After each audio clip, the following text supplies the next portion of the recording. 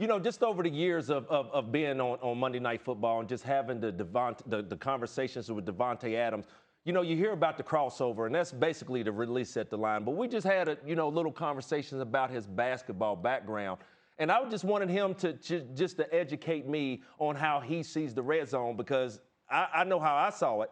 And what it looks like to me, Rex, you're talking about 21 touchdowns inside the 10 over the last 2 years. He's just playing basketball without dribbling the ball. Just go up and get a rebound or catch an alley-oop, and that's how he's been so effective. But today, the Minnesota Vikings on the road in this battle of the border, you heard me talking about it earlier, I'm concerned about the quarterback position. Why? Because of the temperatures. You're talking about all the balls being thrown in the air of the Magic with Devontae Adams, what Justin Jefferson has been doing.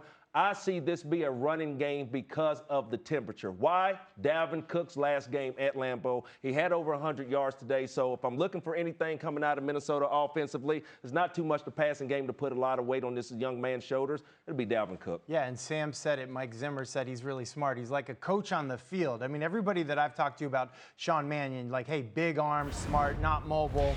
But he when they describe him, it's how they used to describe Kellen Moore as a player. They were all wanting to talk about, wow, this guy's going to be a great coach when he decides to coach. So what does that mean for today? How does he go get a win today? Well, I'm thinking audibles at the line of scrimmage. Randy, you're talking about the run game. Hey, get us into the perfect run. Yes. A lot of times when you call a huddle call, it's like, hey, get us out of a run if it's going to be a tackle for loss, if it's going to be a disaster. But if you have a quarterback who's been around, this guy's been around long enough that he was drafted by the St. Louis Rams, and he's very smart. He's got a bright future in coaching. Maybe he can get us into the perfect run and help the guys up front, help the offensive line. And then, obviously, at some point, you're going to have to take a shot with your arm. And in the elements, he played at Oregon State. You know, maybe he can pull off an upset. You know, you bring up that point, like great coaches, here's the problem today.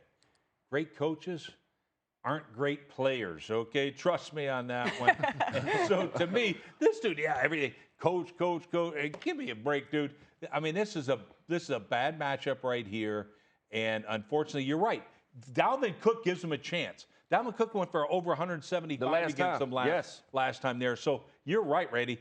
Feed Dalvin Cook, and this kid, no slight though, literally though, I mean, cold weather. I mean, this is about as bad of conditions as you can have for this. Not a lot of drop back passing in cold weather games like this. You talk about 175 yards by Dalvin Cook. If there's anything I'm expected to see from the Minnesota Vikings that they could make some hay on, it'll be the run game with a little bit of play action coming from the quarterback. Sean Mannion may not be used to the cold weather, single-digit weather, but actually Aaron Rodgers isn't that used to it either. He's only played 3 single-digit temperature games in his career, and the last one was in 2013. So he's used to it being cold, not used to being quite this cold. And just a reminder, Sean Mannion, no Adam Thielen out there, so fewer options. It will be a tough task on Sunday. Don't y'all turn them benches off tonight, Packers.